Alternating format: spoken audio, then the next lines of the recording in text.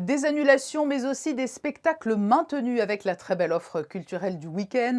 Le concert qui sera donné dimanche à l'Auditorium Régnier 3 par l'Orchestre Philharmonique avec pour tête d'affiche le violoniste Renaud Capuçon qui a déjà donné jeudi soir un récital. Il est notre invité. Bonsoir Renaud Capuçon. Bonsoir. Vous étiez hier soir sur la scène de l'Auditorium Régnier 3 et dimanche, nous aurons également le plaisir de vous retrouver dans ce même lieu. Nous avons souvent pour coutume de dire que Monaco est une grande capitale culturelle. Le contexte et les circonstances le prouvent une nouvelle fois. Ah oui, complètement. Vous savez, toute l'Europe est arrêtée, comme vous le savez, entre le confinement et les mesures assez strictes. Et ce qui est merveilleux, c'est de pouvoir donner ces concerts ici, vraiment avec une sécurité totale par rapport aux sanitaires. On l'a vu hier, il y avait un peu moins de 400 personnes qui étaient éparpillées dans la salle. Mais en tout cas, ce qui était merveilleux, c'est de pouvoir vivre ce concert, à la fois nous, interprètes, et puis le public aussi en même temps.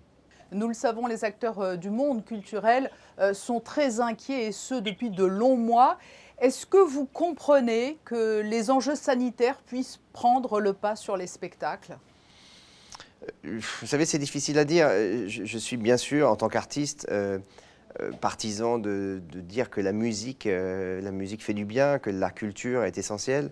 Mais je respecte aussi évidemment les mesures sanitaires. Et quand on nous explique que les hôpitaux sont saturés, etc., et que le virus flambe, bah, il faut simplement se prêter à ces décisions. Simplement, je pense qu'il faut rappeler vraiment que ni dans les théâtres, ni dans les salles de concert, enfin, il n'y a pas d'exemple de cluster, ça n'existe pas. Je pense que tout le monde a fait des efforts absolument essentiels depuis le début pour que les mesures sanitaires soient respectées.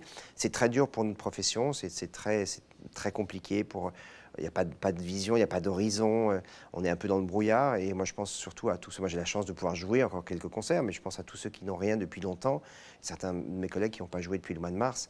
Et ça, c'est terrible parce qu'ils sont dans une grande détresse, je dirais, musicale et artistique, et puis dans une détresse financière. Non, il faut penser à eux vraiment. Oui, à Monaco, par exemple, les spectacles ont été avancés. Une formule incitative a vu le jour également pour encourager le public à continuer à sortir au théâtre, à aller au concert. C'est un modèle qui gagnerait à être exporté.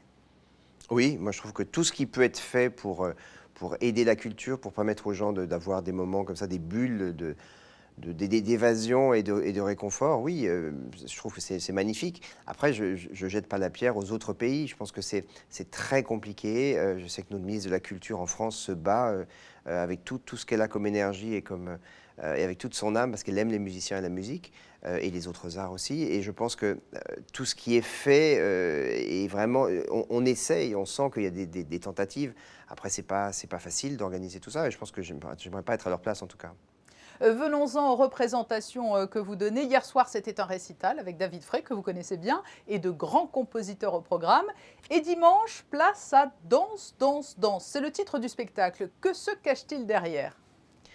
Eh ben, écoutez, c'est un programme de musique française et moi j'ai la chance de jouer avec Fabien Gabel qui dirigera l'orchestre, de jouer cette sonate de Ravel qui a été orchestrée pour moi par Yann Marèche, qui est un compositeur absolument merveilleux et qui a orchestré. Donc, cette sonate est pour violon et piano normalement, et là elle est pour violon et orchestre. Et donc ça devient presque un concerto pour violon. Et puis le Tzigane, le fameux Tzigane du compositeur, qui est une œuvre absolument magistrale et que tout le monde connaît. Le récital hier soir, c'était plus intimiste. Dimanche, un grand concert avec l'Orchestre Philharmonique de Monte-Carlo. De ces deux environnements, lequel vous séduit le plus? Vous savez, je passe ma vie à jouer à la fois des récitals et de la musique de chambre, donc comme hier, des plus petites formes, un peu plus intimistes.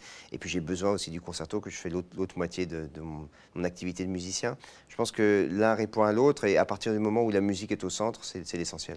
Nous vous avions rencontré il y a quelques mois de cela lorsque vous aviez fait paraître cet album basé sur les musiques de cinéma. Quels sont les projets en cours? Est-ce que cette pause forcée permet de les développer encore plus? Oui, on a eu la chance de pouvoir faire des enregistrements. Moi, j'ai enregistré un disque Saint-Saëns en trio avec Bertrand Chamaillot et Edgar Moreau, qui sort en ce moment, je crois, ces jours-ci, ou la semaine prochaine, ou dans 15 jours. Et puis, j'ai enregistré aussi un disque avec le London Symphony pendant le confinement, donc en septembre, et dirigé par Sir Simon Rattle, et ça sera consacré au concerto d'Elgar. Et alors, oui, c'est vrai que cette situation d'arrêt total a permis de trouver des dates un peu plus facilement. Donc, il y a aussi parfois des choses positives qui se dégagent de ces moments très compliqués. Renaud Capuçon, merci. Et rendez-vous est Merci à vous. pris dimanche à 18 h à l'Auditorium Régnier 3 pour Danse, danse, danse. Merci à vous.